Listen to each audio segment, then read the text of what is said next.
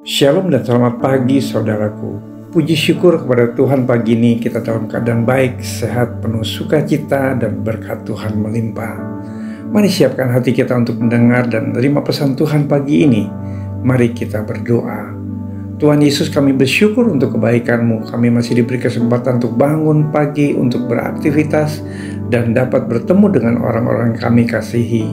Pagi ini kembali kami mau dengar pesan-pesan firman-Mu. Tuhan, buka hati dan pikiran kami agar kami dapat menerima dan mengerti kebenaran firman-Mu.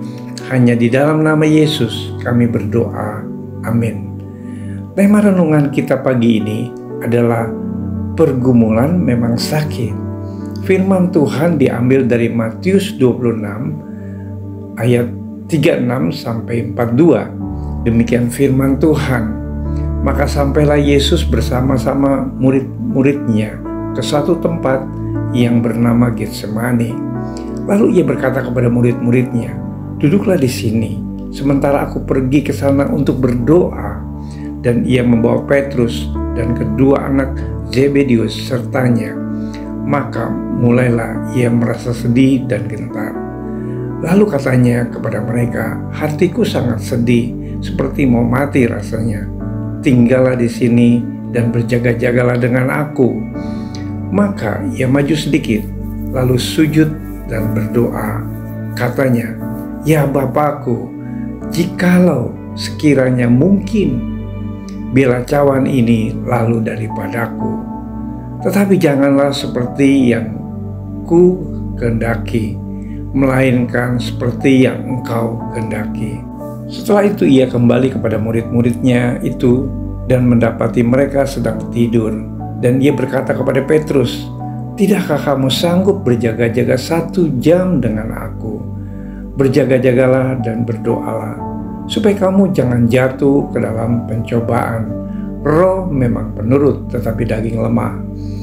Lalu ia pergi untuk kedua kalinya dan berdoa. Katanya, "Ya Bapa, jikalau cawan ini tidak mungkin lalu, kecuali apabila aku meminumnya, jadilah kehendak-Mu."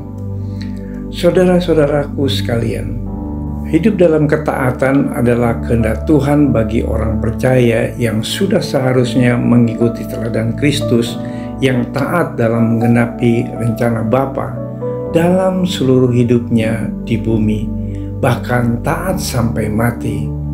Kristus selalu berusaha untuk menyenangkan hati Bapa dalam segala perkara. "Aku tidak berbuat apa-apa dari diriku sendiri, tetapi aku berbicara tentang hal-hal sebagaimana diajarkan Bapa kepadaku. Dan Ia yang telah mengutus aku, Ia menyertai aku.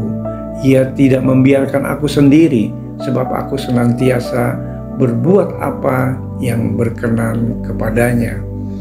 Saudaraku, ketaatan Kristus tiada henti-hentinya tanpa disertai kegagalan, kekecewaan, dan penyesalan. Beban berat yang teramat dahsyat yang hanya Kristus tanggung tersirat dari permohonan doanya kepada Bapa. "Ya Bapakku, jikalau sekiranya mungkin, biarlah cawan ini lalu daripadaku. Tetapi janganlah seperti yang kuhendaki, melainkan seperti yang Engkau hendaki." Pergumulan ini sangat menyakitkan dan hampir tak teratasi rasanya.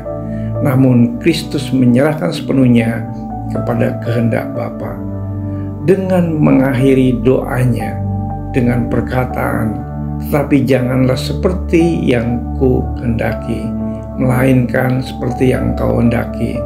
Tak ada teladan yang lebih baik dan lebih sempurna daripada Kristus yang telah membayar harga yang teramat mahal dalam ketaatannya kepada Bapa, yaitu rela mati mengorbankan nyawanya demi mengerjakan misi dari Bapa, yaitu datang bukan untuk dilayani, melainkan untuk melayani dan untuk memberikan nyawanya menjadi tebusan bagi banyak orang. Andai Kristus menyerah kalah pada pergumulan yang dihadapi, tak akan pernah ada penebusan dosa, juga tak ada keselamatan kekal. Saudara-saudaraku, dalam pergumulan menjalankan ketaatannya, Kristus juga mengalami rasa sakit yang mendalam, tapi ia tampil sebagai pemenang. Pergumulan hebat berhasil dilaluinya, dan satu hal lagi, Kristus tak pernah berbuat dosa. Ia telah dicobai, hanya tidak berbuat dosa. Karena itu Kristus juga turut merasakan kelemahan-kelemahan kita.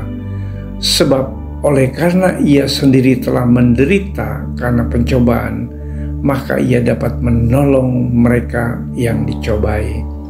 Mari kita bersatu dalam doa. Tuhan Yesus, kami bersyukur untuk kebenaran firman-Mu pagi ini. Tuhan, ampuni dosa dan perbuatan kami yang sering tidak taat untuk melakukan firman-Mu. Kiranya Roh Kudus membimbing agar kami memiliki kemampuan untuk mengikuti teladan Yesus dalam hal ketekunan dan ketaatan kepada Bapa di surga.